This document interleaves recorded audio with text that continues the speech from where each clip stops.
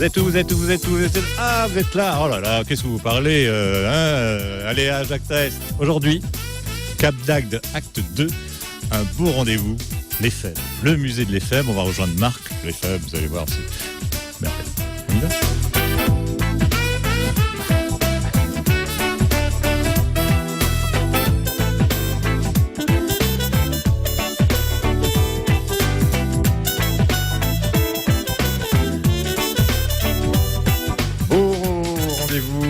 Avec Marc qui n'est pas l'EFEB, mais nous sommes au musée de l'EFEB. Alors ça, c'est quand même quelque chose d'important. Ici, c'est le seul musée, dis-nous tout, Marc. C'est le seul musée de France à être exclusivement consacré à l'archéologie sous-marine. Tout ce qu'on va voir a été trouvé sous l'eau, soit dans l'Hérault, soit dans la mer. Tout à fait, et des objets depuis une cinquantaine d'années qui ont été trouvés par hasard par des pêcheurs, des plongeurs. Donc ça veut dire quoi? Que Agde, Cap d'Agde était une ville depuis quand on retrouve des vestiges d'où? On retrouve des vestiges de l'époque grecque et même préhistorique. En fait, Agde est un port qui existait il y a 2600 ans, qui a été fondé par les Grecs. Et donc forcément, comme c'était un port important, beaucoup de passages de bateaux et beaucoup de bateaux aussi qui ont coulé avec leur cargaison.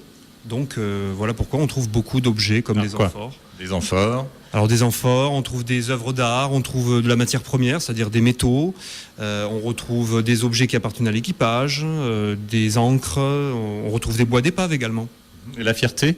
À part l'EFEB, on en parle tout à l'heure. La fierté, c'est l'emblémat de mosaïque, c'est une petite mosaïque carrée de 50 cm de côté qui a été trouvée quasiment intacte sous l'eau, qui est restée 2000 ans sous l'eau. On a aussi deux magnifiques statues d'enfants, donc l'enfant royal et l'Héros.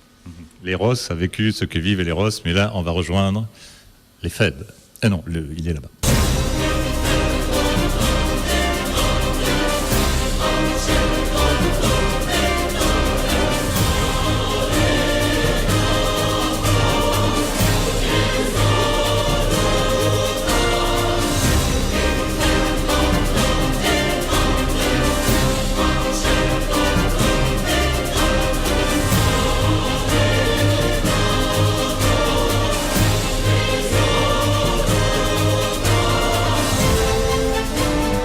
Belle balade, Marc.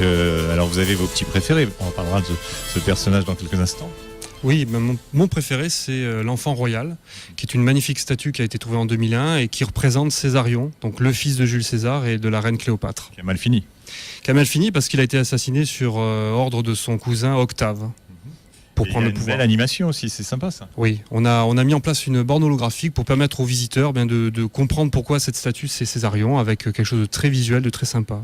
Et enfin, le musée de l'EFEB. Alors, la plus belle pièce du musée, donc une statue d'Alexandre le Grand qui a été trouvée dans le fleuve Hérault en 1964 et qui est partie pendant 20 ans au Louvre. Et il a fallu que l'on construise le musée pour que l'EFEB puisse revenir à Agde. Alors, son histoire un peu, il a été trouvé comment? Il a été trouvé par Jacques Fangeau et les plongeurs du Graspas, donc le 13 septembre 64, dans le fleuve Hérault face à la cathédrale d'Agde. Et puis alors, il a été sorti de l'eau, on a retrouvé la jambe 6 mois après, il est parti en laboratoire, puis après au Louvre.